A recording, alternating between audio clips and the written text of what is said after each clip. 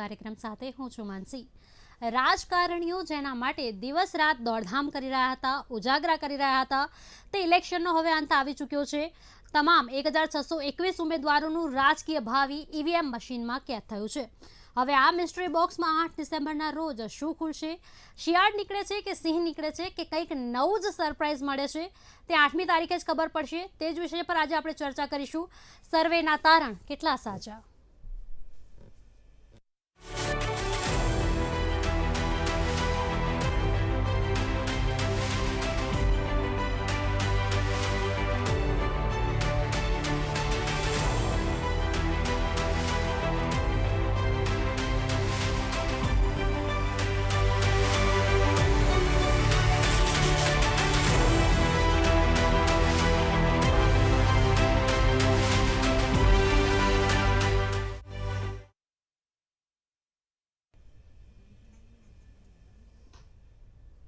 ગુજરાત વિધાનસભા ચૂંટણીમાં જનતાએ પોતાનો જે જનાદેશ છે તે આપી દીધો છે।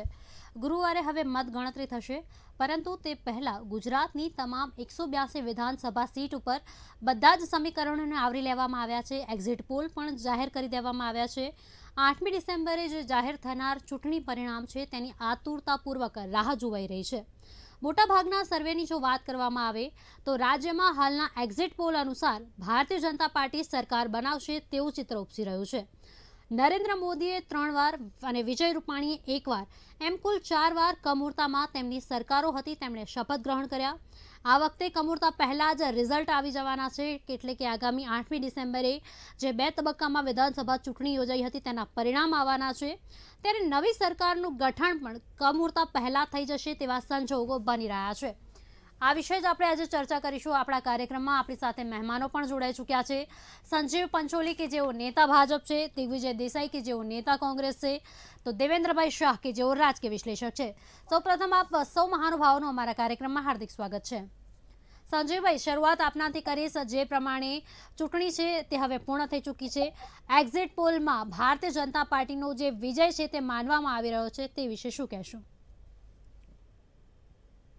ચોક્કસ જે રીતે ભારતીય જનતા પાર્ટી જે 365 દિવસ 24/7 કાર્યરત રહી અને પ્રજાના વચ્ચે રહી અને પ્રજાના લોક વિરાસતના કાર્યો કર્યા છે, વિકાસના કાર્યો કર્યા છે। અને આમ તો ઇલેક્શન દર 1.5 વર્ષે આવતું જ હોય છે, પરંતુ ભારતીય જનતા પાર્ટી હંમેશા પ્રજાની સાથે રહી અને હંમેશા પ્રજાના પ્રશ્નો પૂછી અને પ્રજાને હંમેશા મદદરૂપ થવાના પ્રયત્નો કરતી હોય છે। અને ભારતીય જનતા પાર્ટીના દરેક કાર્યકરોએ આ ઇલેક્શનમાં ખૂબ રસભેર ભાગ લઈ અને માનનીય મોદીજીના નેતૃત્વમાં માનનીય અમિત શાહજી, નડ્ડાજી, ભૂપેન્દ્રભાઈની નેતૃત્વની આગેવાની હેઠળ અને માનનીય CR પાટીલના માર્ગદર્શન થકી ખૂબ મહેનત કરી અને દરેક વિધાનસભાઓમાં દરેક કાર્યકર્તાઓએ પછી એ બૂથનો પ્રમુખ હોય, શક્તિ કેન્દ્રનો પ્રમુખ હોય કે પેજ કમિટીનો પ્રમુખ હોય, દરેકે ખૂબ જ કાળજી સહ આ ઇલેક્શનમાં સક્રિય રીતે ભાગ લઈ અને ભારતીય જનતા પાર્ટી કેવી રીતે ફરી એકવાર વધુ લોકોની સેવાના કાર્યો કરી શકે એ માટે હંમેશા ચિંતિત હતી। અને ફરી એકવાર ભારતીય જનતા પાર્ટીની આવનારા દિવસોમાં ખૂબ મોટી બહુમતી સાથે એક સરકાર બનવા જઈ રહી છે ભૂપેન્દ્રભાઈના નેતૃત્વમાં। જી દિગ્વિજયભાઈ, હવે આપની પાસે આવવા માંગીશ કે જે રીતે કોંગ્રેસ પક્ષ તરફથી 125નો જે દાવો કરવામાં આવી રહ્યો હતો, પણ જે એક્ઝિટ પોલ અત્યારે આવી રહ્યા છે તેનાથી વિપરીત પરિણામ બતાવી રહ્યા છે। કોંગ્રેસની વાત કરવામાં આવે તો 35 થી 40ની વચ્ચે જે સીટોનો જે રેશિયો છે તે એક્ઝિટ પોલમાં બતાવવામાં આવી રહ્યો છે। આ વિશે આપ શું કહેશો? ચોક્કસથી એક્ઝિટ પોલને કોંગ્રેસ પક્ષ તરીકે હું સદંતર પૂરી રીતે વહોડી કાઢું છું, કારણ કે વસ્તુ સમજો કે એનો માન્ય નથી રાખતો। કારણ કે ભૂતકાળમાં પણ 2017ની ચૂંટણીની પણ વાત કરી ત્યારે પણ 41 સીટો જ બતાવી રહ્યા હતા, ત્યારે કોંગ્રેસ પક્ષ ઘણું સારી એ વખતે પણ પરિણામ રહ્યું હતું। ને એક નહીં, ઘણા રાજ્યોની અંદર પણ વાત કરો કે દિલ્હીની અંદર હોય કે પશ્ચિમ બંગાળના, ઘણા એક્ઝિટ પોલ જે છે આટલા બહુ મોટા અંતર સાથે નિષ્ફળ રહ્યા છે। અને એક વસ્તુ, એક્ઝિટ પોલ અમુક સંજોગોમાં જ્યારે સાચા પડતા હોય, જ્યારે એક તરફી વેવ હોય, બહુ મોટી વેવ હોય એવા કોઈ જગ્યાએ હોય ત્યારે એક્ઝિટ પોલ સાચા પડતા હશે। અને સૌ કોઈ લોકો એ વસ્તુ સાથે સંમત હશે કે લોકોમાં રોષ હતો, પરંતુ આખું એક ઇલેક્શન્સનું જે રિઝલ્ટ છે, ઇલેક્શનમાં લોકો જે મૌન રહ્યા હતા, જે પ્રમાણે મતદાર અલગ અલગ વાતો કરી રહ્યા હતા, એટલે સસ્પેન્સ છે એ વસ્તુ આખા ગુજરાતના સમગ્ર લોકો માની રહ્યા છે। એક તરફી કોઈ વેવ હોવી એવું કોઈ ક્યાંય દરેક લોકો એ વાતથી સંમત છે. જી અને જે પ્રમાણે એક્ઝિટ પોલ આવી રહ્યા છે તો શું સાચું આપણે ધારો કે માનીએ તો 2017માં પણ વડાપ્રધાન નરેન્દ્રભાઈ હતા, એમને પણ પ્રચાર કર્યો હતો. 2022માં વડાપ્રધાન આટલો પ્રચાર કર્યો તો એ 5 વર્ષની અંદર ભારતીય જનતા પાર્ટી એટલા તો શું મોટા વિકાસના કાર્યો કરી નાખે કે ડબલ ડિજિટમાંથી 130 પહોંચી જાય. અને નિષ્ફળતાઓ જોવા જઈએ તો કોરોના કાળ દરમિયાન વૈશ્વિક મહામારીને બધી અસર થઈ હતી, પણ અહીંયા જે પ્રકારની નિષ્ફળતા હતી, જે પ્રમાણે 3 દિવસે 108 આવી, જે પ્રમાણે પેપર લીકની વાત હોય, જે પ્રમાણે બેરોજગારોનો વિરોધ હતો, યુવાઓનો વિરોધ હતો, પેટ્રોલ ડીઝલ મોંઘવારીનો માર ને આ બધી પરિસ્થિતિ અંદર એમની બેઠકો આટલી વધારે આવે એ વસ્તુ તદ્દન સાવ ખોટી કહેવાય. અને સામે આપણે ઇલેક્શન કેમ્પેનની પણ વાત કરીએ તો કોંગ્રેસનું ઇલેક્શન કેમ્પેન હોય, ભારતીય જનતા પાર્ટીની જે ગૌરવ યાત્રા હતી એને કેટલી મોટી નિષ્ફળતા મળી હતી કે એમના રાષ્ટ્રીય નેતા પિયુષ ગોયલ હોય કે એ લોકોએ વિરોધ કરીને બગાડ્યા હતા. અને કેટલી જગ્યાએ આપણે જોઈ જામનગરમાં પુરુષોત્તમ રૂપાલાઓની સભામાં લગભગ 80% ખુરશીઓ ખાલી હતી ને એવી ઘણી સભાઓ ખાલી રહી હતી. એટલે આ બધા પાસાઓ છે. આ બધી વસ્તુને જોતા જે પ્રમાણે યુવાઓમાં રોષ હતો, જે પ્રમાણે મોંઘવારીને લઈને જે પ્રમાણે બધા નાગરિકોમાં મતદારોમાં રોષ હતો, એને લઈ કોંગ્રેસ પક્ષ ચૂંટણી લડ્યું. કોંગ્રેસ પોઝિટિવ કેમ્પેનથી ચૂંટણી લડ્યું અને જે પ્રકારે કોંગ્રેસ ચૂંટણી લડ્યું છે અમને પૂરો વિશ્વાસ છે કે એક્ઝિટ પોલ ખોટા રહેશે અને આવતી 8મી ડિસેમ્બરના રોજ પરિવર્તન સાથે કોંગ્રેસની સરકાર બની રહી છે. જી સંજીવભાઈ, મારો સવાલ હવે આપને છે કે જે પ્રમાણે દિગ્વિજયભાઈએ આ જે સમગ્ર એક્ઝિટ પોલ આવ્યો છે તેમને સ્પષ્ટપણે નકારી કાઢ્યો છે. જ્યારે વાત કરવામાં આવે કે આ વખતે ગુજરાતમાં ત્રિપાખીયો જંગ છે, વોટ શેર થવાની ક્યાંક ને ક્યાંક ભીતિ છે તે સેવાઈ રહી છે, તે વિશે આપ શું કહેશો? બેન, એવું છે ને કે કોંગ્રેસ હંમેશા આવે છે ઇલેક્શન પછી આવે છે. અને જેવું તમને કહું કે 11-12 વાગશે ને 8 તારીખે એટલે કોંગ્રેસના પ્રવક્તાઓ ત્યાં બેસવા પણ તૈયાર નહીં હોય. અને જે હિંમત કરીને બેસશે ને એવું કહેશે કે પ્રજાનો જે આદેશ છે અમને શિરોમાન્ય રહેશે. આ અમને 2019 થી 17 થી વારંવાર આ જ અનુભવ થયા છે. 2019ના ઇલેક્શન વખતે જયારે 373 સીટ આવી, જયારે ભારતીય જનતા પાર્ટીનો વોટ શેર 68% થયો, ત્યારે પણ કોંગ્રેસ એવું કહેતી હતી કે ભાઈ સૌથી વધુ સંસદ સભ્યો ગુજરાતમાં અમારા આવશે, પણ એમની ક્લીન સ્વીપ થઈ ગઈ. ત્યાર પછીના તમે બધા જ ઇલેક્શન જુઓ. 2017નો એક દાયકો હતો કે જેમાં પાટીલ આંદોલન હતું અને જેના નેતાઓ આજે ભારતીય જનતા પાર્ટી સાથે ખભા મિલાવીને કામ કરી રહ્યા છે. એટલે એક આખો માહોલ જુદો હતો. પરંતુ એ 5 વર્ષના અંતે એ 99 માંથી અમે 111 કરી શક્યા. તો કોંગ્રેસ કેમ એમાં આગળ ના આવી? એટલે માત્ર ને માત્ર વાતો કરવી. અને હું તો હંમેશા કોંગ્રેસના પ્રવક્તાઓને ખૂબ અભિનંદન પાઠવું છું કે તમે જે રીતે પાર્ટીને એક તમારી જે વાતને વળગીરો છો ને, અને એ બાબતે હું અભિનંદન આપું છું. પણ છેવટે જયારે સુરસુર્યું એમનું થઈ જાય છે, જેવા રૂઝાન આવવાના કે રિઝલ્ટ આવવાના ચાલુ થાય ને, એટલે એક પણ પ્રવક્તા, મને યાદ છે કે 2019ના ઇલેક્શનમાં જે બેન, મારે અત્યારે નામ નથી દેવું, જે મારી સાથે બેઠા હતા, એ 2 મિનિટમાં ત્યાંથી નીકળી ગયા હતા. જેવું 337નું રૂઝાન ફાઇનલ થયું 11:30-12 વાગ્યાની આજુબાજુ. એટલે એ આપણે ઓપિનિયન પોલ આટલા બધા લોકો કહેતા હોય, પરંતુ ભારતીય જનતા પાર્ટી અને ઓપિનિયન પોલ બંને અલગ વસ્તુ છે. ભારતીય જનતા પાર્ટીને પોતાના કરેલા કાર્યોમાં એમને વિશ્વાસ છે અને પ્રજાએ, અમે તો જોયું છે, હું માત્ર ને માત્ર મેં આપને પણ કહ્યું હતું, આપનું પણ મને ઇન્વિટેશન હતું 5 તારીખે ઉપસ્થિત રહેવાનું. મેં કોઈ પણ ટીવી મીડિયાની ચેનલમાં 5 તારીખે સવારના 8 વાગ્યાથી 5 વાગ્યા સુધી એક પણ ચેનલમાં ઉપસ્થિત નથી રહ્યો. 5:30 પછી 2 ચેનલમાં ઉપસ્થિત રહ્યો છું. કારણ કે મારો જે રોલ હતો એ મારા વિસ્તારમાં, મારા શક્તિ કેન્દ્રમાં, હું વર્ષો સુધી એક શક્તિ કેન્દ્રનો પ્રમુખ હતો. પરંતુ છેલ્લા કેટલા સમયથી મીડિયાની જવાબદારીના કારણે એક શક્તિ કેન્દ્રનો પ્રભારી બનાવવામાં આવ્યો.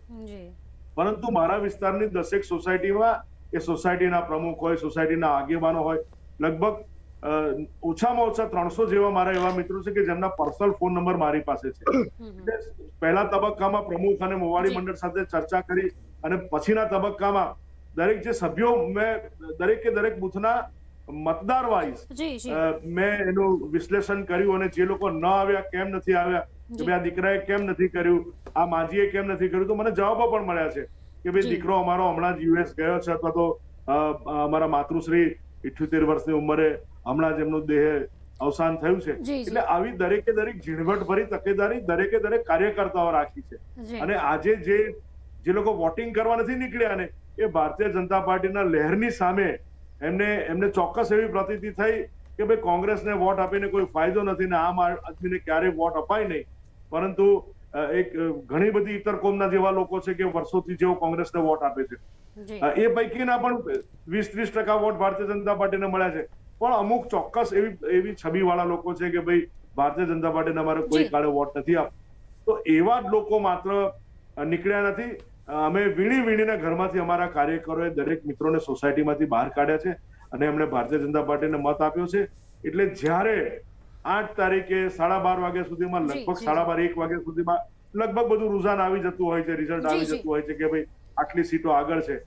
ત્યારની જે પરિસ્થિતિનું નિર્માણ થશે એ પરિસ્થિતિ અમે અત્યારે પણ કલ્પી શકીએ છીએ. કારણ કે આપણે એવું સમજીએ કે જી ભાઈ સંજીવ કોઈ જી એકના જે એક્ઝિટ પોલ છે કોઈ એકના ખોટા હોય. ઘણા લોકો તો 151 લખ્યા છે, કોઈ કે તો જી જી 158 લખ્યા સંજીવભાઈ છે. જી એટલે અમને એવું નથી લાગતું કે 158 આવે. હમ હા, પરંતુ જો ગાંધીનગરના ઇલેક્શન જેવું થાય ને, ગાંધીનગરના ઇલેક્શન વખતે કોંગ્રેસ પણ એવું કહેતી હતી અમારી સરકાર બનશે, આમ આદમી પાર્ટી કહેતી હતી અમારી સરકાર બનશે. કોંગ્રેસને 44 માંથી 2 કોર્પોરેટર થયા, આમ આદમી પાર્ટીનો 1 કોર્પોરેટર જી થયો. સંજીવ વડોદરા શહેરના ઇલેક્શન વખતે લોકો 25 નો દાવો કરતા હતા.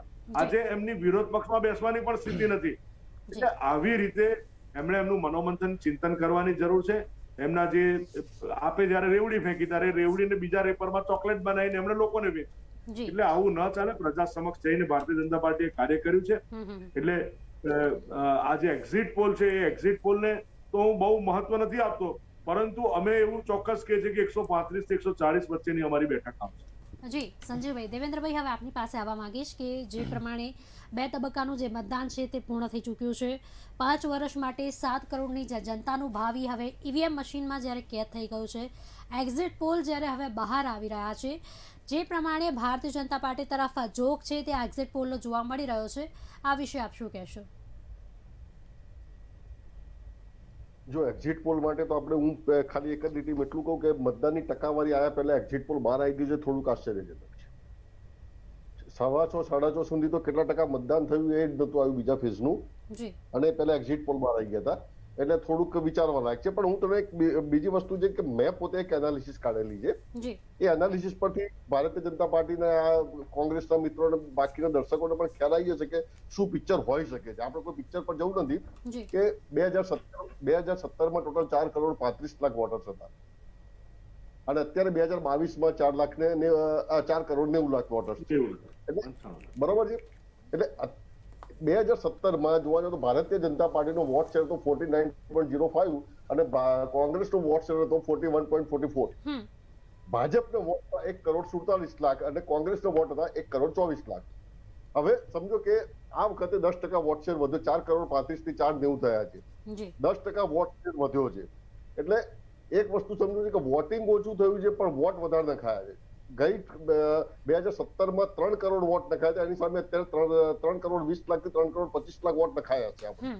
હવે આ વખતની વોટિંગ પેટર્ન પ્રમાણે જોવા જઈએ તો એવરેજ આપણે 64.25%ની આસપાસનું આપણે વોટિંગ પેટર્ન નીકળે આપણી, કે એટલું એવરેજ બંને ફેઝનું થઈને થાય.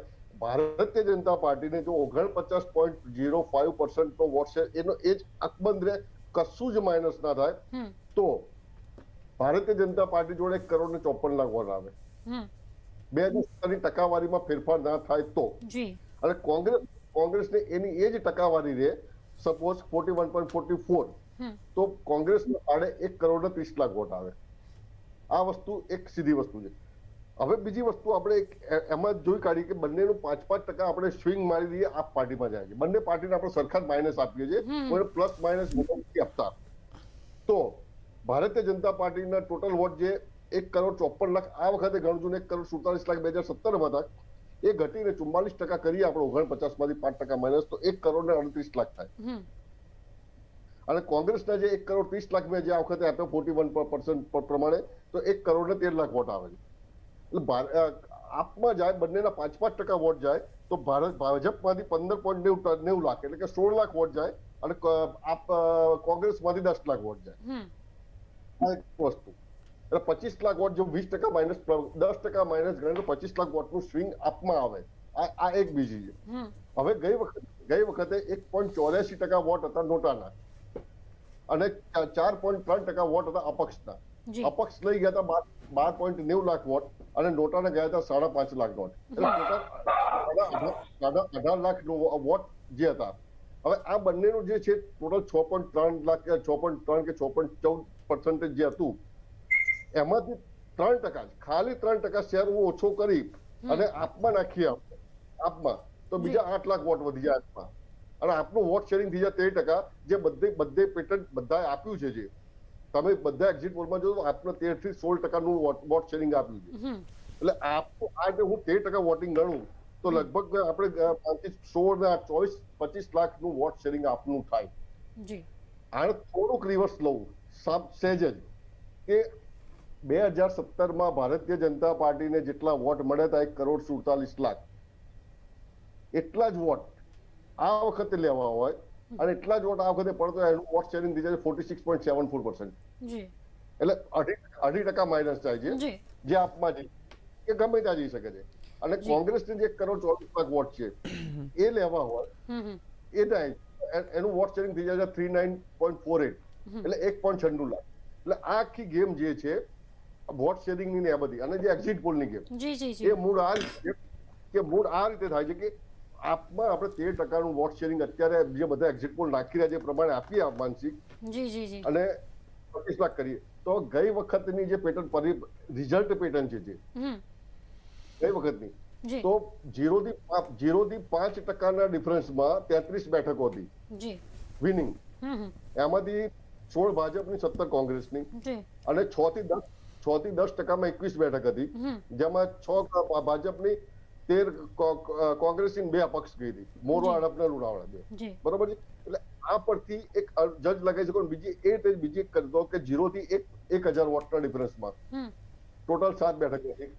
1 થી 2,000માં 9 બેઠક હતી અને 2 થી 5,000માં 8 બેઠક હતી. આ ડિફરન્સ નું સ્વિંગ જે આપણે 13% બંનેમાંથી 5-5 માઇનસ કર્યા અને અપક્ષના નોટા 3% માઇનસ કર્યા એ 13% આપણે આપી દીધું તો 25 લાખ વોટ જાય વોટ બેંક. તો એનો સ્વિંગ કઈ તરફ જશે? અપક્ષમાં આપમાં જશે તો આપ કેટલી સીટો લઈ શકશે એ આના પરથી એક સામાન્ય અંદાજ મૂકી શકાય, પણ એને તમે કોઈ પરમાનન્ટ જજમેન્ટ ના આપી શકીએ.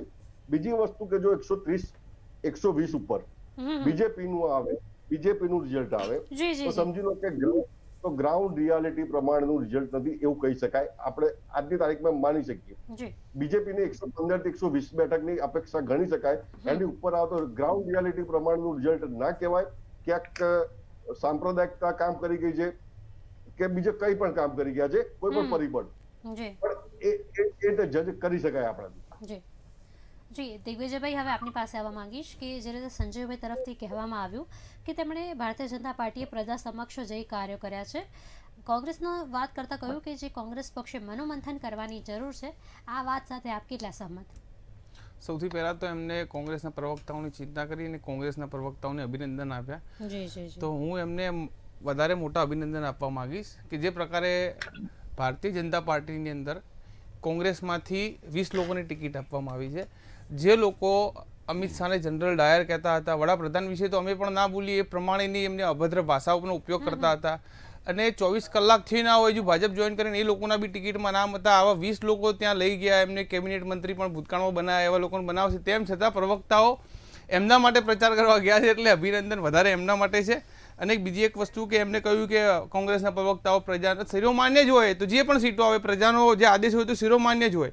અને જે પ્રકારે કહે છે કે અમે 99 સીટો હતી એની 111 કરી, તો 111 કરી તો શું મેળવ્યું? આ વખતે ચૂંટણીમાં એક વસ્તુ સૌએ માર્ક કરી કે ટિકિટ ડિક્લેર થઈ એ સમયે કમલમની અંદર કોંગ્રેસ જિંદાબાદના નારા લાગ્યા. ત્યાં આગળ હજારોની સંખ્યામાં લોકોએ વિરોધ કર્યો, અને ત્યાં આગળ જે પરિસ્થિતિ છે એની સરખામણીએ કોંગ્રેસની અંદર દર વખતે પરિસ્થિતિ હતી એના કરતાં લગભગ 1-2 ઘટનાઓને બાદ કરતા આ. અને સૌથી મુખ્ય વસ્તુ કે 15 જેટલા ધારાસભ્યો, પૂર્વ ધારાસભ્યો બળવાખોરી કરી. આવું એક પણ ઉદાહરણ બતાવો કોંગ્રેસની અંદર. 15 જેટલા ધારાસભ્યો જે આ અલગ અલગ જગ્યાએ સાંસદના ભાઈ હોય પોતે એ પણ જ્યાં ખેરાલુમાં ઊભા છે, અને 10 જગ્યા તો એવી રસાકસી છે કે જ્યાં ભારતીય જનતા પાર્ટી 3જા નંબરે છે, જ્યાં આગળ કોંગ્રેસના અપક્ષ વચ્ચે ચૂંટણી થઈ રહી છે. ખેરાલુ હોય કે બીજી ઘણી ધાનેરા હોય કે એવી ઘણી સીટો છે કે જે એમના મોટા ગજાના આગેવાનો કે જે અપક્ષમાંથી ચૂંટણી લડી રહ્યા છે. 15 બળવાખોર એમની સામે, જ્યાં છેલ્લી ઘડી સુધી CR પાટીલ દર ભટક્યા, દરેક જગ્યાએ ગયા મનાવવા માટે, પણ કોઈ એક પણ ઉમેદવાર માન્યો નથી એમની વાત. એટલી પરિસ્થિતિ દિગ્વિજયભાઈ, કોંગ્રેસમાં વિખવાદ નતો જોવા મળ્યો? દર વખતે જે થાય છે એની કોંગ્રેસ સરખામણીની હું વાત કરું હા, છું. કોંગ્રેસ પર ટિકિટ સેટલમેન્ટના પણ આરોપ લાગે એ એકાદ ઘટના જે બની દર વખતની સરખામણીએ બહુ ઓછા બન્યા અને ભારતીય જનતા પાર્ટીનું આખું મેદાન ભરી ગયું હતું. એટલા કાર્યકર્તાઓ આખા ગુજરાતમાંથી આવ્યા હતા અને કોંગ્રેસ જિંદાબાદના વિડીયો બી આપણે એ વખતના જોયેલા છે. એટલે એમાં બહુ વધારે વાત નથી કરવી, પણ વિશેષ એ વાત એમને લઈ જવાની વાત કરી તો લઈ જઈને તમે આજ મેળવ્યું છે. તમે 2012માં લઈ ગયા હતા ને એ પહેલાં લઈ ગયા હતા તો એ કોંગ્રેસની સીટો તો દર ઇલેક્શનની અંદર વધતી જ રહી છે. એટલે કોંગ્રેસ માટે ચિંતાનો વિષય છે નહીં. અને જે પ્રમાણે આખું ઇલેક્શન રહ્યું છે, ઇલેક્શન સ્પર્શ છે, પ્રજાની અંદર રોષ હતો અને કહી રહ્યા છે કે ભારતીય જનતા પાર્ટી લોકોની, તમે વિચારો વસ્તુ કે જે પ્રકારે 2017 પછી એ 17નું ઇલેક્શન હતું એ વખતે જે મતદાન થયું હતું એની સરખામણીમાં બહુ ઓછો ડિફરન્સ છે. અને એ ડિફરન્સ બી જે છે એ 2 વર્ષ પછીનો લગનગાળો ને બીજા ઘણા બધા કારણો હોઈ શકે. તેમ છતાં આટલું મતદાન જે શહેરોમાં ઓછું થયું છે એ સિવાય ગામડાઓમાં તો ઘણી જગ્યાએ 17 કરતાં પણ વધારે થયું છે. મતદાન જે થયું છે એ કયા આધારે થયું છે? ગઈ વખતે તો આખું જે વાતાવરણ હતું એ સામાજિક ને જાતિવાદી માહોલ હતો. આ વખતે આખું જે થયું છે એનું કારણ છે કે મોંઘવારી હોય, બેરોજગારી હોય, ડ્રગ્સ હોય, જે પ્રમાણે પ્રજા રોષમાં પીડાતી હતી, મંદીનો જે માહોલ હતો, એ બધા મુદ્દાઓને લઈને આવા દરેક અલગ અલગ મુદ્દાઓને લઈને મતદાન થયું છે અને મતદાન પરિવર્તનના સંકલ્પ સાથે થયું છે. અને એના જ કારણે આપણે જોયું હતું કે ઘણી જગ્યાએ વડાપ્રધાનશ્રીની પણ સભાઓની અંદર સૌરાષ્ટ્રની અંદર ખુરશીઓ ખાલી રહેતી હતી. જ્યાં સુધી સરકારી બસો દોડતી હતી, સરકારી કાર્યક્રમો હતા, ત્યાં સુધી માંડ ભેગી થતી હતી. બાકી એમની લગભગ બધી સભાઓ 5, 7, 10 હજાર લોકોની સભાઓ એમને સંબોધી છે. એટલે આ પરિસ્થિતિ જે એક્ઝિટ પોલ છે આ એનાથી આખું અલગ પરિણામ આવશે એનો અમને પૂરેપૂરો વિશ્વાસ છે. સંજયભાઈ શું કહેશો? નહીં, એટલે એમના વિશ્વાસ માટે તો મારે જવાબ તો શું આપી શકાય બેન, કારણ કે આટલી બધી વાત એમણે બહુ ખૂબ લંબાણપૂર્વક કરી. એમાં કોંગ્રેસનો શું રોલ એમણે વાત ના કરી. તમારા 20 લઈ ગયા એમના વિશે જરા કહેજો. એ જે શું બોલતા હતા ને અત્યારે શું બોલી રહ્યા છે, એમના માટે પ્રચાર કરવો ફાવે છે ખરા ને? મારી થોડી લાગણી એવી ખરી કે આપણે ડિસિપ્લિન જાળવીએ, નહીતર તમારા જો વાત કહેવાની હોય તો તમે ચાલુ રાખો, હું સાંભળું ભાઈ. ના સાંભળી તમને, બોલો. એવું કઈ છે નહીં, તમે બોલશો આખા ડિબેટમાં કોઈ વાંધો નથી. જી સંજીવભાઈ. હા, એટલે કોંગ્રેસ હંમેશા જે નીતિથી કામ કરી રહ્યું છે એ ગુજરાતની જનતાને ખબર છે.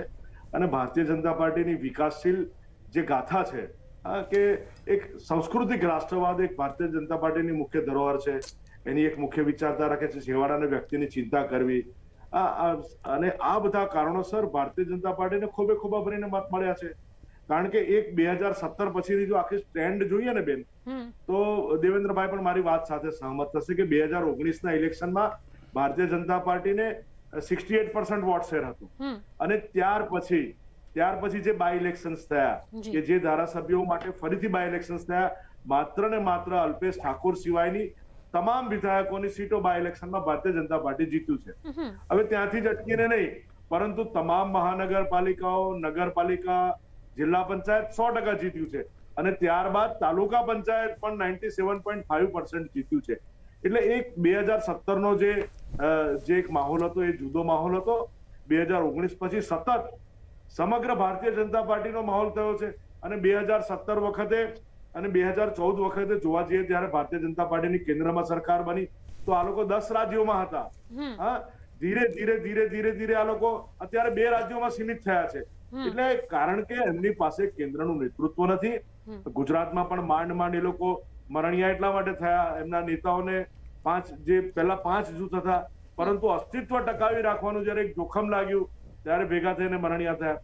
પરંતુ એમની પાસે જે વિઝન હોવું જોઈએ, આ ગુજરાતના લોકો માટે શું કરવું જોઈએ, કારણ કે ભારતીય જનતા પાર્ટી અનેક કાર્યો કર્યા છે. એક સાંસ્કૃતિક રાષ્ટ્રવાદના નાતે આપણે અંબાજીનું નવનિર્માણ કર્યું, મહાકાળીના માતાના મંદિર પછી 500 વર્ષ પછી ધજા આરોહણ થયું. આવનારા દિવસોમાં દ્વારકા છે કે પછી જુનાગઢનું જે રીતે રોપવે અને બધું નવીનીકરણ થયું, અને આવનારા દિવસોમાં બહુચરાજી માતાનું પણ આખો કોરિડોર બનવાનો છે. એટલે જે રીતે આપણી સંસ્કૃતિનું જતન કરવાનું કામ જે ભારતીય જનતા પાર્ટીએ કર્યું છે એ લોકોના હૃદય વસી ગયું છે.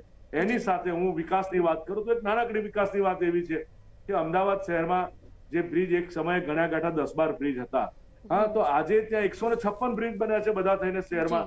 કેટલાય અંડરપાસ બન્યા છે. સુરત શહેરમાં 100 જી બેન જી, જે પ્રમાણે વાત કરવામાં આવે કે આ વખતે જે ઇલેક્શન થયું છે લોકોની મતદાનમાં જે નીરસતા જોવા મળી છે, એક્ઝિટ પોલ તો ચલો કહી રહ્યા છે કે ભારતીય જનતા પાર્ટી વિજય બનશે, જે પ્રમાણે સીટોનો જે દાવો છે તે પણ કરવામાં આવ્યો છે. એક્ઝિટ પોલ પર આપણે એટલું બધું નથી કહેતા કારણ કે 2017માં એક્ઝિટ પોલ આવ્યા હતા, તેનાથી પરિણામ સાવ વિપરીત જોવા મળ્યું હતું. પણ જે પ્રમાણે અત્યારે વાત કરવામાં આવે ને સંજીવભાઈ, તો સરકાર સામે લોકોનો જે અસંતોષ છે ને તે તો જોવા મળ્યો જ છે આ વખતે. નહીં બેન, નીરસતાના 3 કારણ છે. સરકાર સામે કોઈ અસંતોષ નથી. હું તમને પહેલું કારણ ગણાવું તો પહેલા એવું હતું કે પેલું પટેલ આંદોલન હતું ને, એટલે પટેલ આંદોલન વાળા બી મત કરતા હતા ને પટેલ આંદોલનની સામેના લોકો પણ મત કર્યા, એટલે એક કારણ એ હતું. બીજું કારણ કે અત્યારે લગ્નસરાની મોસમ ચાલે છે, એટલે લગ્નસરાની મોસમના કારણે પણ થોડું મતદાન 1% ઓછું થયું હોય એવું લાગે છે. અને ત્રીજું એ છે કે જે ભારતીય જનતા પાર્ટીની જે લહેર છે એ લહેરના કારણે કોંગ્રેસના મતદારો પણ હતપ્રભ છે કે ભાઈ આ કોંગ્રેસને મત આપીશું તો એ કાલે ઉઠીને એનો કોઈ મતલબ નથી, કારણ કે કોંગ્રેસ આવવાની નથી. અને આમ આદમી પાર્ટી જેવી પાર્ટીને આપણા મતદારોએ મત આપવો નથી, ગુજરાતની પ્રજાએ જાણે છે. એટલે ઘણા બધા લોકો એવા છે કે જેમણે ત્રણેયમાંથી એકે પાર્ટીને મત નથી આપ્યો, નહીં તો તમે નોટાનું રિઝલ્ટ વધારે થઈ જાય. એટલે આજે એ પણ એક આ 3 કારણો જે મુખ્ય કારણો છે એ મેં આપને ગણાવ્યા છે. એટલે અમે તો, કારણ કે અમે જે રીતે કાર્ય કર્યું છે ને ગ્રાઉન્ડ લેવલનું, જે બુથ વાઇઝ અમે જયારે મતદાર યાદી લઈને બેઠા હોય ને ત્યારે અમે દરેકે દરેક વસ્તુ ઠીક કરીએ છીએ, અને કોણ નથી આવ્યું કેમ નથી આવ્યું એની પણ અમે એક નોટ્સ રાખતા હોઈએ છીએ. અને આવું અને આખા સોસાયટીઓના ટેલિફોન નંબર સાથે અમારી પાસે લિસ્ટ છે, કારણ કે અમારે ત્યાં પેજ કમિટી અને એની આખી સિસ્ટમ બનેલી છે, જેથી મતદાર યાદીની સાથે અમે દરેક પાના મૂકેલા છે.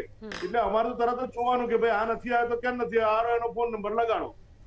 અને અમારી દરેકે દરેક વિધાનસભા દીઠ અમારા કોલ સેન્ટર્સ હતા, એની સાથે સાથે કાર્યકરોએ પણ કામ કર્યું છે. એટલે એક આખી સિસ્ટમ નું એક ટેકનોક્રેટ લેવલથી ભારતીય જનતા પાર્ટી હંમેશા ઇલેક્શનમાં પ્રચારે રહેતી હોય છે. અને ગુજરાતની એક સેતુ યોજના છે, આજે છેવાડાના વ્યક્તિ એના મોબાઈલ એપમાં જો એ મોબાઈલ એપ્લિકેશન ગુજરાત સેતુ નામની નાખી દે તો સરકારની કેટલી યોજનાઓ છે બધી ખબર છે. એક સમય એવો હતો કે બધા પૈસા ચાઉ થઈ જતા હતા. રાજીવ ગાંધી કહેતા હતા કે ભાઈ 1 રૂપિયો મોકલું છું ને 15 પૈસા પહોંચે છે, જ્યારે મોદી સાહેબ એવું કે ભાઈ 1 રૂપિયો મોકલું છું 100 પૈસા પહોંચે છે. એનું કારણ એવું છે કે 310 ડાયરેક્ટ બેંક ટ્રાન્સફર સ્કીમ છે વિવિધ. એટલે જે રીતે જનધન ખાતા ખોલાવી છેવાડાના માણસે ચિંતા કરવી, 500 રૂપિયા બહેનોના ખાતામાં આપવા, દરેક લોકોને કોરોના કાળમાં જે 2.5 વર્ષ સુધી અનાજ આપ્યું છે એ પણ એક ખૂબ મોટો માહોલ છે. કોરોનાના સમય પછી દેશમાં તમે વિદેશોમાં જુઓ, આજે કોઈને મફત રસી નથી મળી. આજે 200 કરોડ રસીના ડોઝ, ગુજરાતમાં 12 કરોડ રસીના ડોઝ. એટલે આ બધું જ છે ને. અને હવે શું થયું છે કે દરેક લોકોને બધું ખબર પડે છે. પહેલા એવું હતું કે ગામડાના માણસને ખબર નહોતી પડતી, 500,000 રૂપિયામાં મત વેચાતો હતો. પરંતુ આજે તમારા જેવા ઘણી બધી મીડિયાની કંપનીઓ થકી લોકોના હાથમાં મોબાઈલ છે અને ઘણા બધા ટીવી ચેનલ્સ છે, એટલે મીડિયાના માધ્યમ થકી ગામડાનો છેવાડાનો માણસ પણ એ આ સમાચાર જુએ છે, વાંચે છે, સમજે છે, સરકારની યોજનાઓને સમજે છે. Everything is on finger trip. એટલે હવે જયારે માણસમાં ભલે અક્ષર જ્ઞાન ના હોય, પરંતુ એને ચલચિત્રોની ભાષા ખબર છે, એટલે ચલચિત્રોની ભાષા થકી માણસ વધુ, હું એવું કહીશ કે એ એજ્યુકેટ બન્યો છે, એના મનથી એજ્યુકેટ બન્યો છે. અને એટલા માટે જે સાચી પાર્ટીને મત આપ્યો છે, અને એટલા માટે તો અમે દાવો કરીએ છીએ કે ભાઈ અમારી સરકાર એક સેવાભાવી સરકાર છે, છેવાડાના માણસની સરકાર છે. આ બધા જ કારણોસર ભારતીય જનતા પાર્ટી હંમેશા અગ્રેસર રહી છે. જી દિગ્વિજયભાઈ, હું આપની પાસે આવું છું. આજે સંજયભાઈને જે વાત કીધી તે વાત સાથે આપ કેટલા સહમત છો તે વિશે હું આપની પાસે આવું છું. તેની પહેલાં હું દેવેન્દ્રભાઈ પાસે જાઉં છું. દેવેન્દ્રભાઈ, જે વખતે હું તમને પૂછવા માંગીશ કે અત્યારે જે એક્ઝિટ પોલ બહાર આવી રહ્યા છે, થોડા આપણે પાછળ જઈએ 1990માં કે જ્યારે ચૂંટણીમાં ત્રિપાંખીયો જે જંગ હતો તે જોવાયો હતો. ગુજરાતમાં એ સમયે ભાજપનો ઉદય થયો હતો. ભાજપે 143 વિધાનસભાની જે બેઠકો હતી તેમાંથી 67 બેઠકો પર જીત હાંસલ કરી, જ્યારે કોંગ્રેસની જે બેઠક 33 થઈ હતી. 1985માં 149 બેઠક હતી, તો જનતા દળે તે સમયે વિધાનસભા ચૂંટણીમાં 147માંથી 70 બેઠક પર જીત હાંસલ કરી. તો ચિમનભાઈ પટેલના નેતૃત્વમાં એ ટાઈમે સરકાર બની હતી. એક્ઝિટ પોલની જ્યારે વાત કરીએ તો જો એક્ઝિટ પોલ સાચા પડે તો ગુજરાતના રાજકારણમાં 1990નું પુનરાવર્તન થશે ખરી? એક્ઝિટ પોલ જો અત્યારે જે સાચા પણ તો પુનરાવર્તનની કોઈ શક્યતા જ નથી, કારણ કે 1990માં ત્રિશંકુ સરકાર બની હતી. પહેલી વસ્તુ. નંબર 2 કે જે વોટ શેરિંગ પર આ એક્ઝિટ પોલ થાય છે, એ વોટ શેરિંગ પર એક્ઝિટ પોલ થતા હોય તો એક વસ્તુ આપણે ક્લિયર કરીએ કે કોંગ્રેસે જે 33 બેઠક મળી હતી, પણ એ વખતે સૌથી વોટ છે કોંગ્રેસ હતો 30%નો. ભાજપને 67 બેઠક મળતી, ભાજપનો વોટ શેર હતો 26%નો, અને ચિમનભાઈ પટેલ જનતા દળને જે 77 બેઠક મળી હતી એમનો વોટ શેર હતો 29%નો. હા. એટલે સમજી લો કે એ વખતે ત્રિશંકુ સરકાર બનતી. જ્યારે ત્રિપાખીઓ જંગ હોય અને એ વખતે જો ત્રણેય પાર્ટીનો વોટ શેર 2-3% આસપાસમાં જ રહે તો ત્રિપાખ્યા જંગની આપણે ત્રિશંકુ સરકારની આપણે અપેક્ષા કે ગણિત મૂકી શકાય. પરંતુ જ્યારે કોઈ પણ પાર્ટી 35% ઉપર સ્વિંગ સીધે નીકળી જતી હોય તો લગભગ ત્રિશંકુ સરકારની શક્યતા ઓછી થઈ જાય છે. અહીંયા એક વસ્તુ મને ખબર નથી પડતી કે બધા વોટ શેરમાં આમ આદમી પાર્ટીને 12%, 13% વોટ શેર કેમ આપે છે? કારણ કે આમ આદમી પાર્ટીનો ઓલરેડી 12-13% તો તાલુકા પંચાયત, જિલ્લા પંચાયત ઇલેક્શન થઈ ગયા ત્યારે એવરેજ એની 12-13% તો ઓલરેડી હતી. 3-4-5% બીજા વધી શકે છે એવી ગણિત એક મૂકી આપણે. ધારો કે 20%નું વોટ શેર આમ આદમી પાર્ટીનું વધે, 20% સુધી જાય તો આમ આદમી પાર્ટી એ વોટ શેર પર 8 થી 10 બેઠક મેળવી શકે છે. કારણ કે 2007માં મારા ખ્યાલ મુજબ 2007માં જ હતું, એનસીપી 1.3%, 1.03%માં 3 બેઠક લઈ ગઈ હતી એનસીપી ને. અને ગઈ ઇલેક્શનમાં બીટીપી ને 2 બેઠક આવી હતી, એનો વોટ શેર 0.75% હતો. એટલે વોટ શેર પર જો સીટોના કેલ્ક્યુલેશન થતા હોય તો એ કદાચ મહદઅંશે ખોટા પડી શકે છે. કારણ કે વોટ કોની બાજુ જાય છે એ મહત્વનું છે. હું તને બીજું કેલ્ક્યુલેશન એક ઇન્ટરેસ્ટિંગ તમને જયંત, સંજીવભાઈ તમને પણ સાંભળવું ગમશે. ઇન્ટરેસ્ટિંગ એક મારું એનાલિસિસ છે, આજે મેં કર્યું છે કે ગઈ વખતે અમદાવાદની જ આપણે વાત કરું છું ખાલી. અમદાવાદ પ્રોપરમાં 2012માં 69.16% વોટિંગ હતું અને 2017માં 66.69% હતું. એટલે 2%નો લગભગ ઓલમોસ્ટ ડિફરન્સ આવ્યો હતો. -2% થયું હતું વોટિંગ. 2012માં 16માંથી 14 બેઠક ભાજપની હતી, 2 કોંગ્રેસની હતી.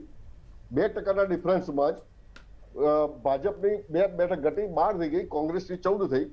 હાઇલાઇટ સાહેબ 5 બેઠક પર કોંગ્રેસની જે માર્જિન લીડ હતી ને 50% સુધીની કપાઈ છે. હું તમને ખાલી વેજલપુરની કહું તો વેજલપુરમાં 2012ની સરખામણીએ 2017માં 18,000 લીડ મત ઓછા પડ્યા.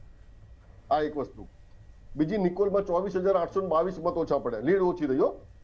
ત્રીજી ઠક્કર માપાનગરમાં 15,163 ની લીડ ઓછી થઈ, ખાલી 2% વોટ માર્જિન શેરમાં. પછી અમરાઈવાડીમાં 15,693 વોટ ઓછા થયા. એટલે આ પ્રકારે ખાલી જો 2% ઓછા વોટિંગમાં આટલી બધી જો ફેરફાર થઈ શકતા ઉલટફેર, તો આપણે તો ગઈ વખતે તો ઘણા બધા 5% જેવા પાછળ છીએ વોટ શેરમાં. એટલે વોટિંગ 4% જેવા. તો ઘણી બધી ઉલટફેર થઈ શકે છે. 4% વોટમાં વોટ કોની તરફ પડ્યા છે એ મહત્વનું છે. અચ્છા, નંબર 1. નંબર 2, હવે સંજીવભાઈ હમણાં જે બે વાત કરી, તો સંજીવભાઈ ખાલી થોડું કરેક્શન આપું છું કે બાય ઇલેક્શનમાં 2 સીટ આવ્યા હતા, બાયરની પણ હાર્યા હતા, ધવલસિંહ ઝાલાની. બરોબર છે, એક કરેક્શન. ત્રીજી વસ્તુ સંજીવભાઈ, જો તમે એમ કહેતા હો કે ખાલી ભાજપના જે વોટર્સ બહાર નીકળ્યા, કોંગ્રેસનો વોટ કેમ નથી આપવા કારણ ઘરમાં બેસી રહ્યા, તો એ સાહેબ ભાજપની નબળાઈ કહેવાય કે કોંગ્રેસ કમિટેડ વોટ ભાજપ પોતાની તરફ નથી કરી શકતી. જો ભાજપનો આટલો વિકાસ હોય સાહેબ, તો તમે કોંગ્રેસના કમિટેડ વોટ તમારી તરફે નથી કરી શક્યા, એ મોટી નબળાઈ છે. અને ઓછું વોટિંગ થયું છે એટલે પેજ પ્રમુખ, પેજ સમિતિ જે તમે બનાવી છે એમાં પણ ક્યાંક ને ક્યાંક કચાશ રહી ગઈ હોવી જોઈએ. નહીં તો આટલું ઓછું વોટિંગ મારા ખ્યાલ મુજબ ના થવું જોઈએ. 70% ઉપરનું તો મિનિમમ હોવું જોઈએ. એક વસ્તુ આ પણ છે.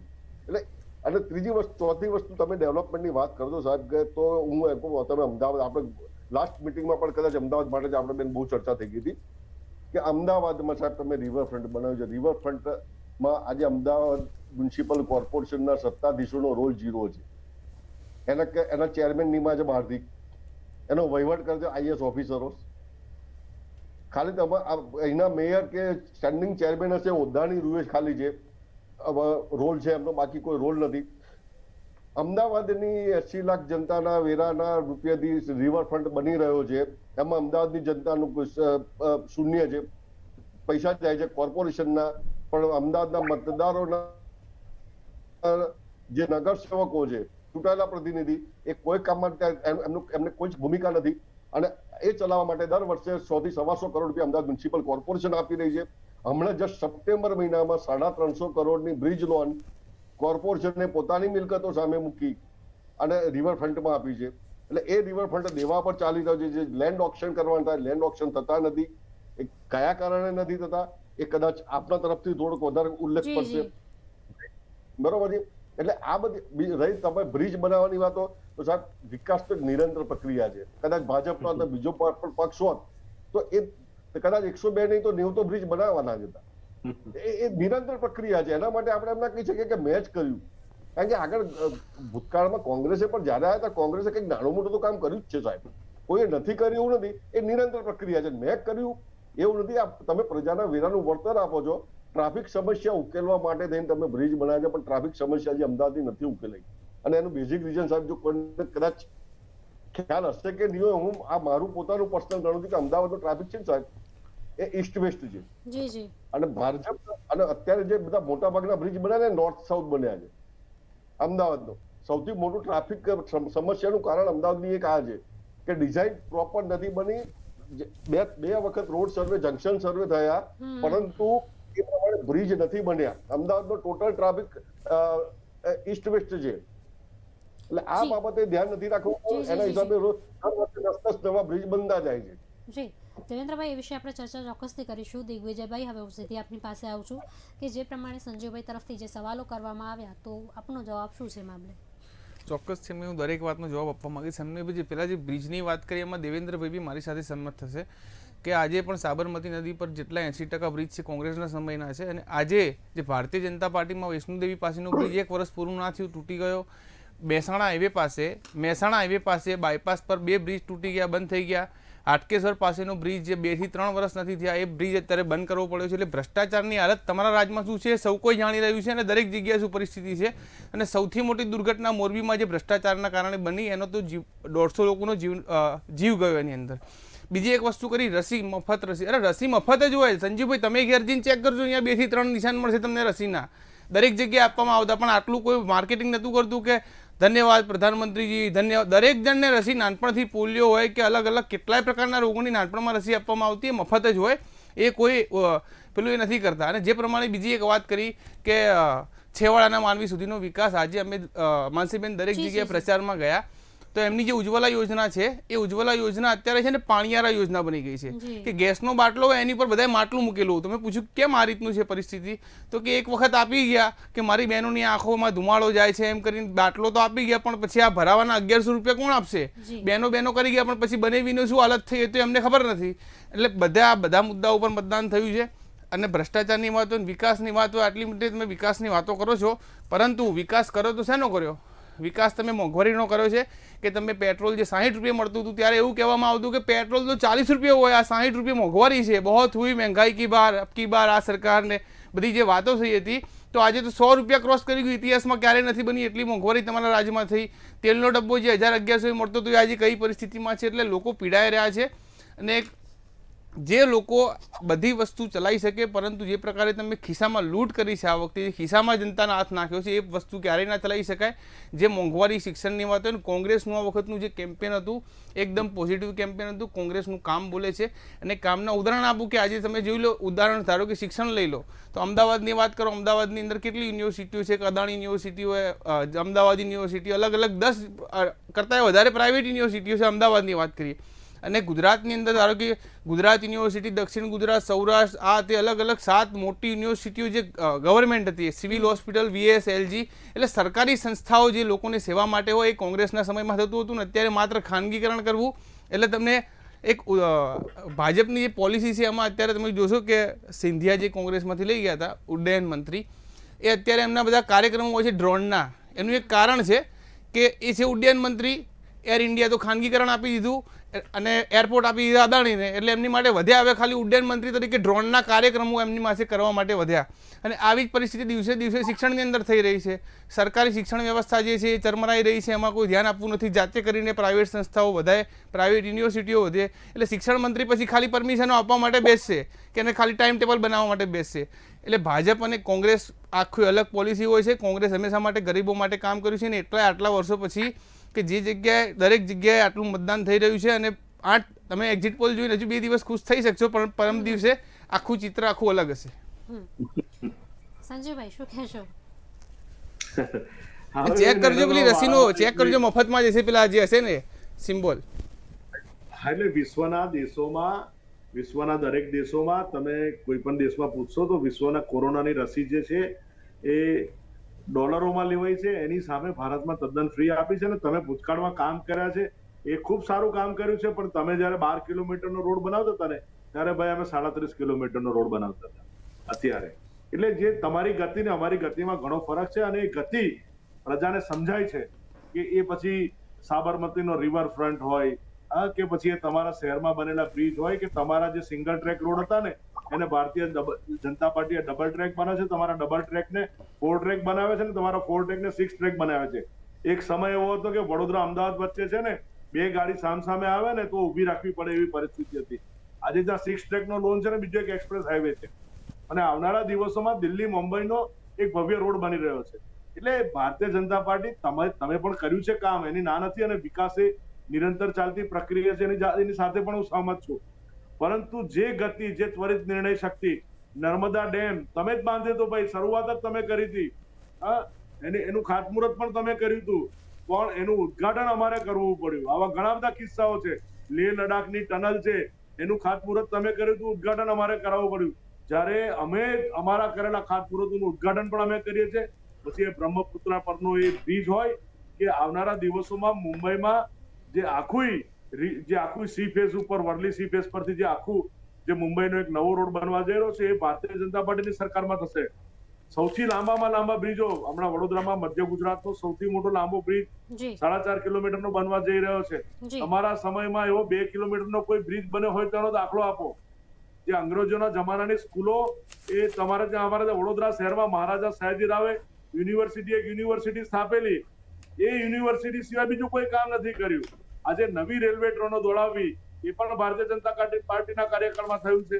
એક સમય એવો હતો જ્યાં સુધી રેલ નહોતી જતી. આ નર્મદા ડેમનો તમે ઉદ્ઘાટન કર્યું, એનું કામ કર્યું. એ નર્મદા ડેમ સુધીનો રસ્તો નહોતો, એ 4 ટ્રેક રસ્તો ભારતીય જનતા પાર્ટીએ બનાવ્યો. તમારા અમેઠીમાં રાહુલ ગાંધીના શહેરમાં કલેક્ટરની કચેરી પણ ભારતીય જનતા પાર્ટીએ બનાવી. એટલે કોંગ્રેસે કામ કર્યા છે એ વાત ચોક્કસ છે, પરંતુ જે ત્વરિતતાથી જે આ દેશની વસ્તીને અનુલક્ષીને અને જે ગતિશક્તિથી કામ કરવું જોઈએ એના ઘણા બધા ઉદાહરણ છે. હું અત્યારે કહેવા બેસીશ તો ડિબેટનો ટાઈમ ઓછો પડશે, કમ્પેરિઝન કરીશ તો, પણ એમાં નહીં પડતા, એમાં ન પડવું જોઈએ. માત્ર ને માત્ર જનતાની સેવા કરવી જોઈએ. એક સમય એવો હતો કે લો એન્ડ ઓર્ડરમાં ગુજરાતની શું પરિસ્થિતિ હતી આ હું કહી દઉં. આજે જયારે તમે વાત કરો છો ને કે ભારતીય જનતા પાર્ટીએ લોકોને શું આપ્યું અને તમે શું આપ્યું એનો દાખલો આપો. અમદાવાદ શહેરમાં તમારો લતીફ નામનો ડોન, એનો કેટલો કાળો કેર હતો, 5 જગ્યાએથી જેલમાં બેસીને ઇલેક્શન લડેલો. વડોદરા શહેરમાં રાજુ રિસાલદાર નામનો એક ડોન હતો. કોઈ પોલીસ અધિકારીને જો બદલી કરાવી હોય તો રાજુ રિસાલદારના ઘેરે જવું પડતું હતું. સુરતમાં મોહમ્મદ સુરતી હતો, એ સરકાર ચલાવતો હતો.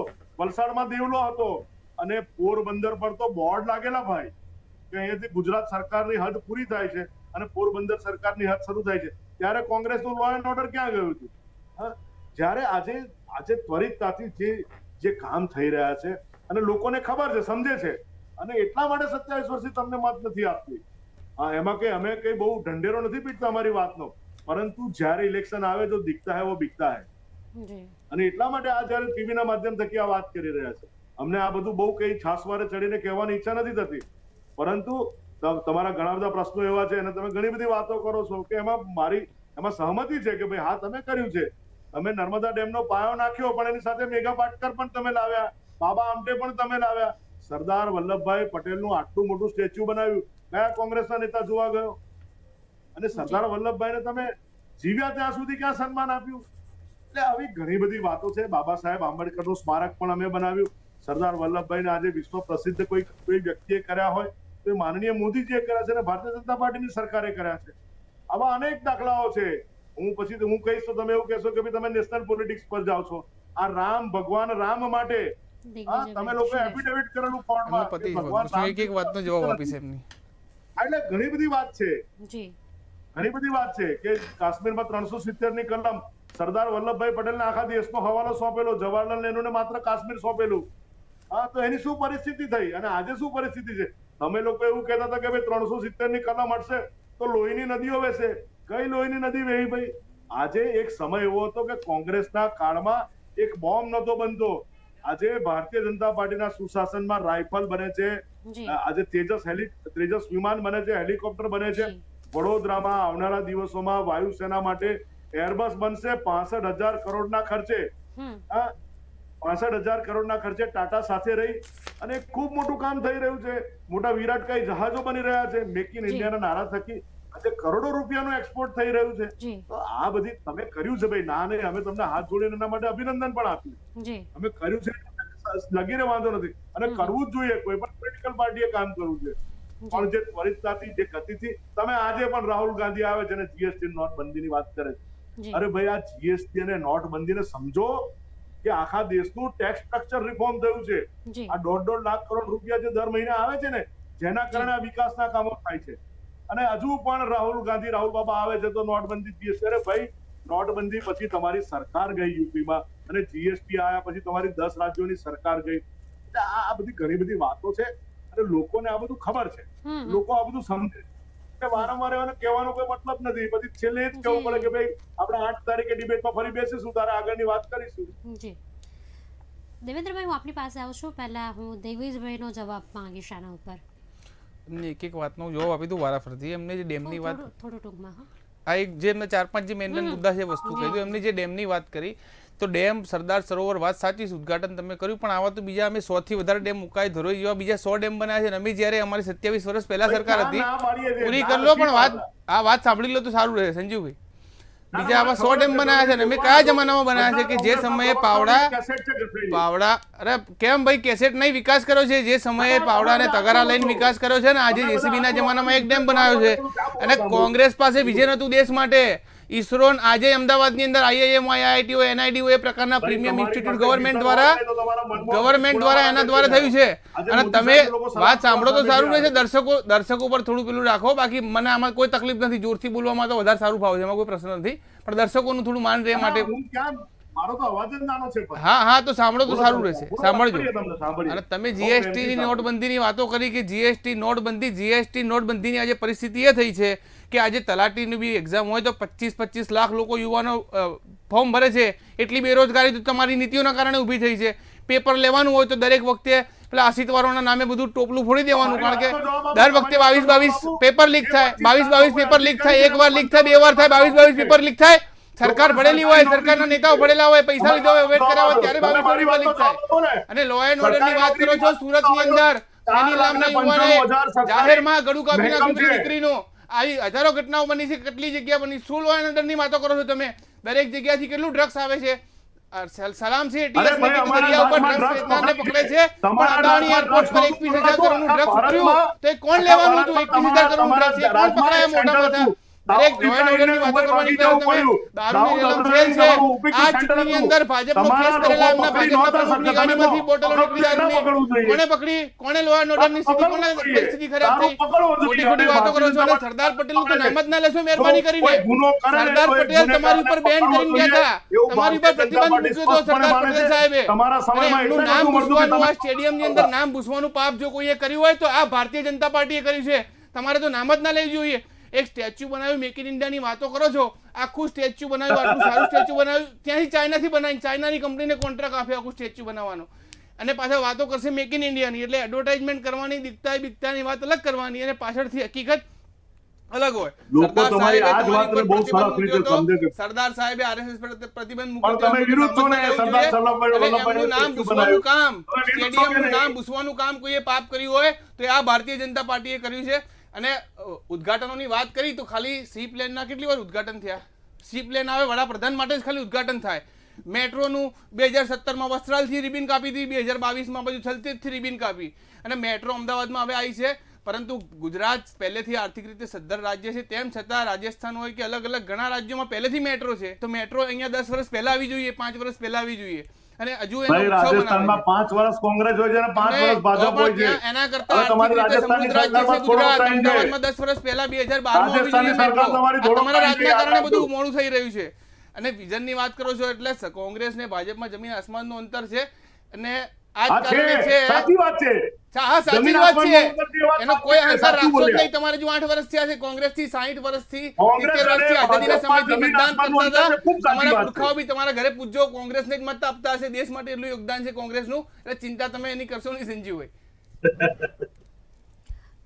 જી દેવેન્દ્રભાઈ, હવે આપની પાસે આવવા માંગીશ કે આપણે બંને જે નેતાઓ છે, આપણા પ્રવક્તા બંનેને સાંભળ્યા, આપ શું કહેશો આ વિશે? એક તો પહેલી વસ્તુ સંજીવભાઈને સહેજ થોડુંક કરેક્શન આપી દઉં ફરી એક વખત સંજીવભાઈ કે સરદાર વલ્લભભાઈ પટેલને ભારતીય જનતા પાર્ટીએ નથી બનાવ્યા. સરદાર વલ્લભભાઈ પટેલ લોખંડી પુરુષ છે, એ એમના કર્મોથી મહાન બન્યા છે અને વિશ્વમાં એમના કર્મથી એમની નામના થઈ છે. તમે એમ કીધું ભારતીય જનતા પાર્ટી સ્ટેચ્યુ બનાવવાની વાત કરું સાહેબ, સરદાર તમે વલ્લભભાઈ તો સ્ટેચ્યુ ન બનાવી શકાય. તો સાહેબ તમે સ્ટેચ્યુ બનાવવાની વાત કરું છું. ફરી ત્યાં લિંક જોઈ લેજો. આપ બોલી ગયા હતા એટલે એ તો આ જયારે ડિબેટમાં વાત ચાલતી હોય તો ફ્લોમાં વાત ચાલતી હોય. એટલે એ સરદાર એટલે ફ્લોમાં વાત ચાલતી હોય એને તમે વાક્યની રચનાને પકડશો નહીં, એ મારી લાગણી છે. નહીં પતી ગયું. અખંડ ભારતના શિલ્પી હતા. કોંગ્રેસે પણ એમના જમાનામાં સરદાર પટેલને જરૂર પૂરતું મીન્સ કે મહત્વ તો આપ્યું હતું. અમદાવાદ મ્યુનિસિપલ ભવનનું નામ સરદાર પટેલ વલ્લભભાઈ પટેલ સાથે સાંકળ્યું. સ્મારક બનાવ્યું સરદાર પટેલ ભવન સ્મારક છે શાહીબાગમાં અમદાવાદમાં. એટલે એ તો છે જ. બીજી વસ્તુ રહી લો એન્ડ ઓર્ડરની, તો લો એન્ડ ઓર્ડરમાં તો હું એમ કહું કે બંને પાર્ટી એકબીજાને સામે આઈનો બતાવી રહી છે અત્યારે. એટલે એમાં તો આપણે બહુ લાંબુ નથી જવું. બંને એકબીજાને આઈનો બતાવી રહ્યા છે.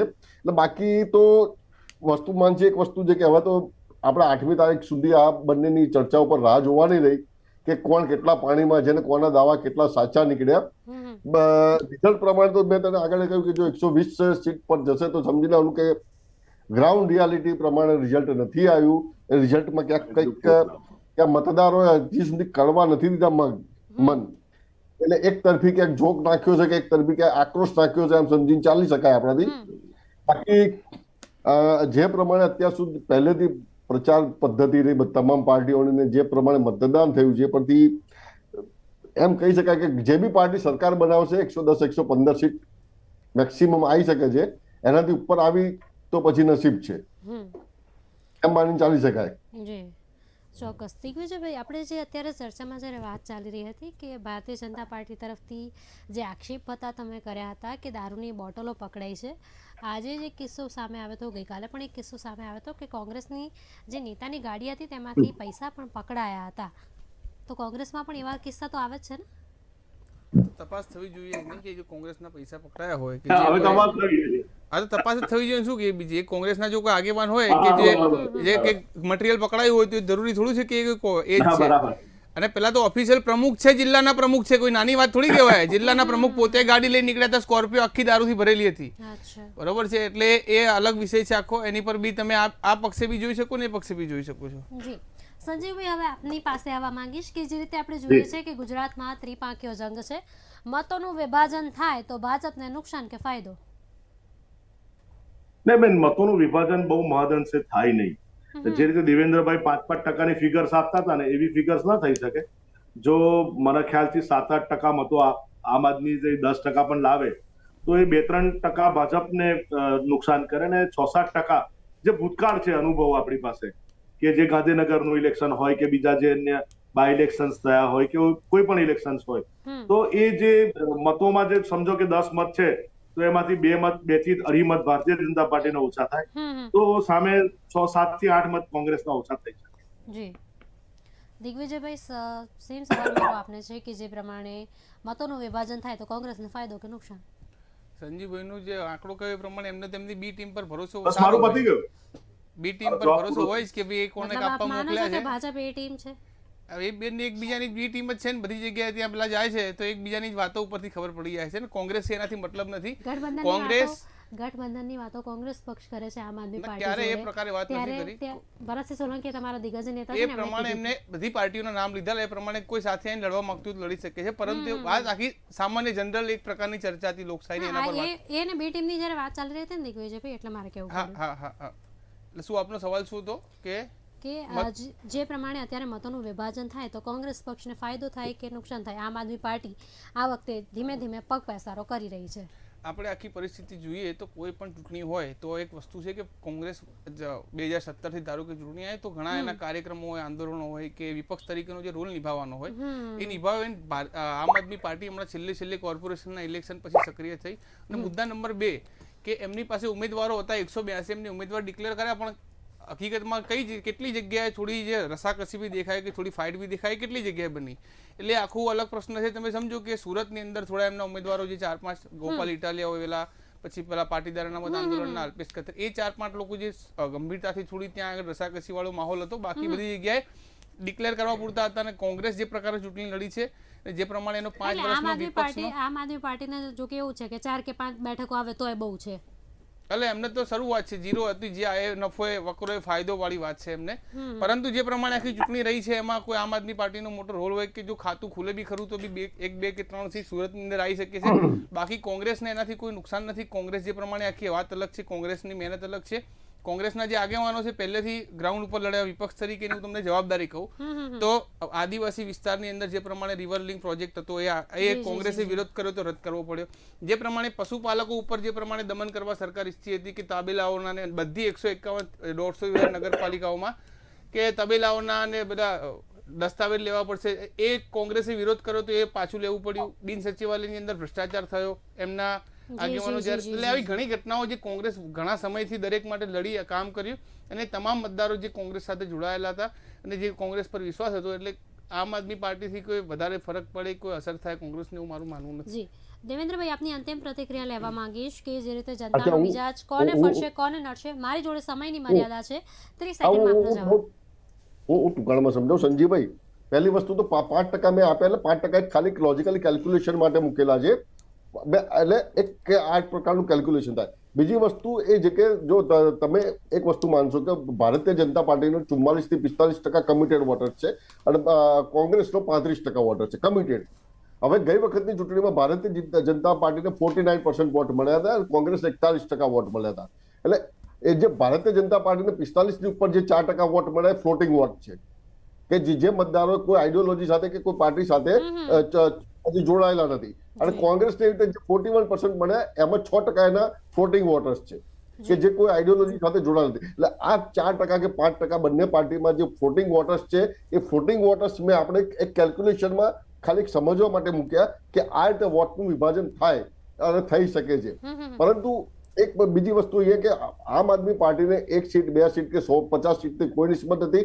આમ આદમી પાર્ટીને 6% વોટથી નિસ્બત છે, કારણ કે એને રાષ્ટ્રીય પાર્ટી બનવાનું. રાષ્ટ્રીય પાર્ટીમાં એટલે મૂળ આમ આદમી પાર્ટી મેદાનમાં એટલે જ ઉતરતી 6% વોટ એને જોતા હતા એને મળી જવાના છે. બાકી એને સીટ 1 આવી કે 0 આવી એનાથી કોઈ નિસ્બત નથી રહેવાની, એમ એ સીધી વસ્તુ છે. જી ચોક્કસથી દેવેન્દ્રભાઈ. સંજીવભાઈ, દિગ્વિજયભાઈ, દેવેન્દ્રભાઈ, આપ સૌ મારી સાથે ચર્ચામાં જોડાયા તે બદલ આપનો આભાર.